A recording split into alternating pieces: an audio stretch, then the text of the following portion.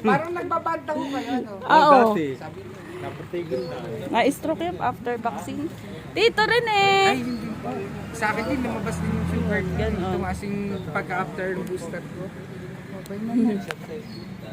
Kukuha ata ng ticket si Michelle sa iyo.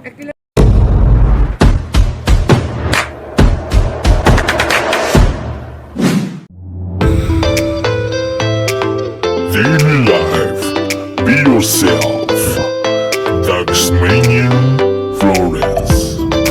Please subscribe my channel. And don't forget to hit the notification bell. Para updated kayo sa darating ko pa mga videos. Magandang araw mga kagatas. For today's video ay maghahatid po tayo sa airport sa aking tito-tita. Pero yun po ay sa Cebu lang. So kaya doon lamang sila ihatid sa domestic.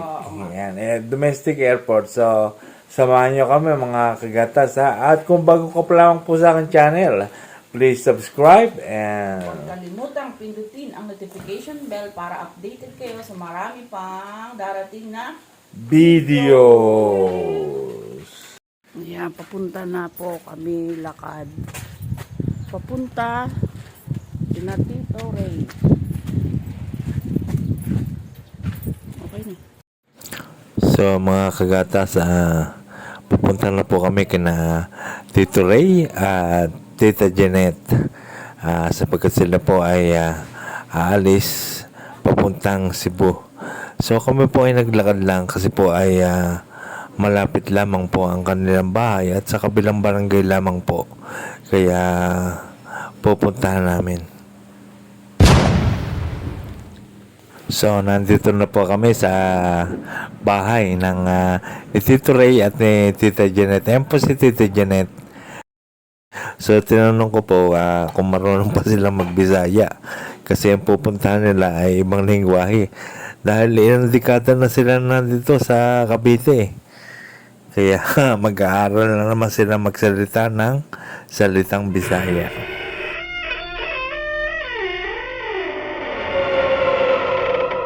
At pagpasok namin sa bahay ay itong tumambad sa amin. Wala na nga ang gamit. Mabilis nilang naibagahe ang lahat ng kanilang mga gamit. Wala na. Bakit parang naging horror? Hindi, serious talaga. Mababanag mo sa mukha ng mag-asawa ang kalungkutan sapagkat sila po ay ilang dekada na nakatira dito. Napakatagal na po nila dito. So, nalulungkot din sila. Siyempre, marami na sila naging kaibigan, mga kasama. Pero sila lang dalawang mag-asawa ang nakatira dito. Makikita niyo naman kung gaano kalaki yung bahay at kung gaano kaluma. Pero sila lang ang mag-asawa nakatira dito. Ayan, wala silang nauutusan, wala silang makatulong, kundi sila lang talagang dalawa. Lagi sila magkasama. Magkamukha na nga sila eh. Everything is ready. Lahat ay nakapak na ang gamit nila. At yan pong nasa pinto ngayon, yan pong si Tito Ray. Ang feeling daw po niya ay excited na kinakabahan. Ayan. So, kaya naman kasi sila uuwi doon sa Cebu. Nandoon na kanilang mga anak. At saka isa pa, sila nga lang talaga dalawa dito sa bahay. Wala namang makatulong. Ang mga anak nila nasa Cebu. Yung isa nasa Canada. Alam niyo rin ba mga kagatas na itong mag-asawang ito ay umuupa sa bahay na ito? Yes, inuupahan nila ang bahay na ito. So, yan ang isang dahilan kaya sila pinapalipat ng kanilang mga anak sa Cebu.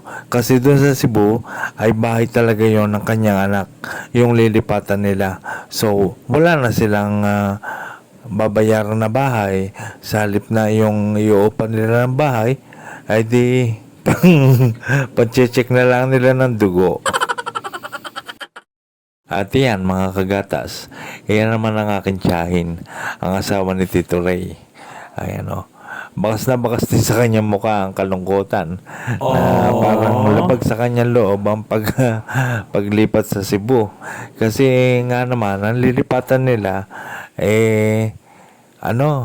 malayo sa syudad at malayo sa mga doktor, sa mga pamilihan, malayo. Pero at least, nandun ang anak nila, mauutusan nila at makakatulong sa kasama sa bahay. Hindi katulad rito sa Cavite, sila lamang dalawa. Tenenen, ten, tenenen, ten, ten. Napakalabo pa naman ng mata. At saka pirme na sila magkasama. Para sila si Batman and Robin. Batman and Robin, the dynamic duo. Pero yung mga kagatas, hindi lahat nila madadala ang gamit. Kagaya ng mga table, yung component. Ayan, hindi nila madadala yan. Siyempre, kami naman ang kukuha niyan. Ayan, si Tito Rayo, napakalungkot niyan. Nalulungkot siya kasi lilisanin na niya ang Cavite na siyempre napakarami na niyang kaibigan dito. Biruin mo, ilang dekada na sila nandito. Dito na yung tumanda. Retire dyan ng Philippine Navy. Wow, thank you for the service.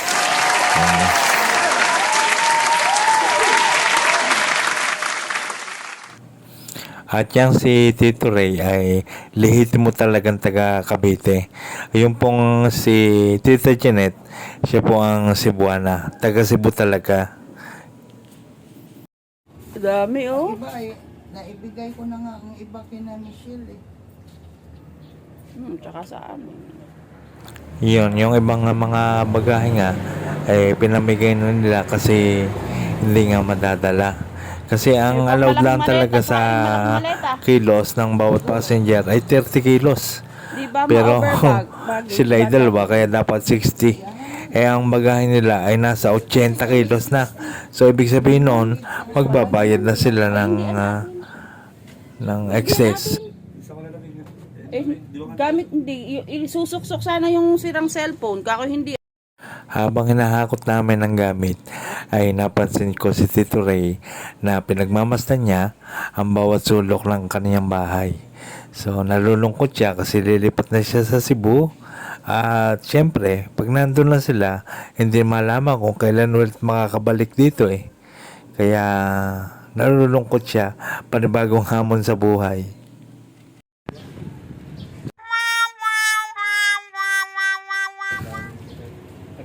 Sabi kasi Van, sabi niya sa amin. Sinabi ko na po sa kanila.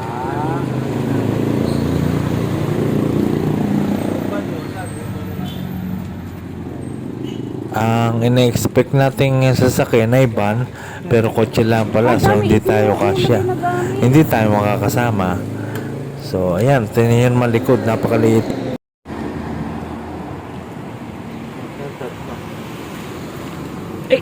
Tatlo ay sila. Opo, ako hindi na rin. Oo, hindi na kami sasama. Kasi kalitan sasakyan. Kung nandito si Mami, yun din ang sasabihin. Tita Janet, hindi tayo kakasya, hindi na kami sasama. Okay lang. Hindi na sasama. Kasi, ay, isipin mo kayong dalawa bago kami ilan.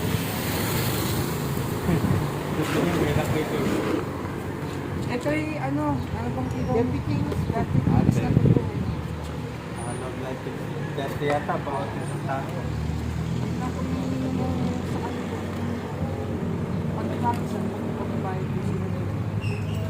Hindi na kami sasama. Oo, kaysa naman para tayong sardina sa loob. Sayang naman. Oo.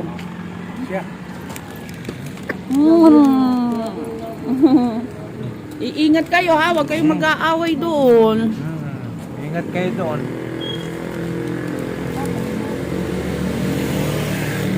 Parinig ka, paalam ka na kay Tito Rene.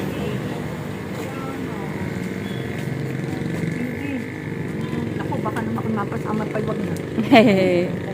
Ingat kayo. Kaya nga, dadala-dalo sila, hindi naman maihatid namin at van. Kami pinasama nung kapatid ni Tito Rene. Oo, ang sabi ni Ellen. Oo, ni El. Sinasama kami na, yun yung aking biyanan. Ay sabi, samahan mo dito, nakakaawa naman, sila lang ang dalawa. Ay pala, maliit naman pala ang sasakyan. So, eto na tayo ngayon. Pabalik na tayo sa bahay. Hindi tayo nakasama maghatid sapagkat napakaliit po ng sasakyan. Good for 2 lamang. Napakarami pa nilang bagahe. So, mas pinabuti na lang namin na wag na lang sumama. At least, nakapagpaalam naman tayo ng maganda sa mag-asawa. So, yun. Bali ba naman kinancel ko pa yung aming charity ng aming rides, charity rides ng Ultra. So, shoutout sa Team Ultra. Hindi ako nakasama. Pero, hindi rin naman pala ako makakapaghatid. So, maraming salamat sa panonood. At ito po ngayon natin nagawang video. So, sana ay i-subscribe nyo ang aming YouTube channel at inyo na ring i-like. So maraming salamat po sa panonood and God bless you.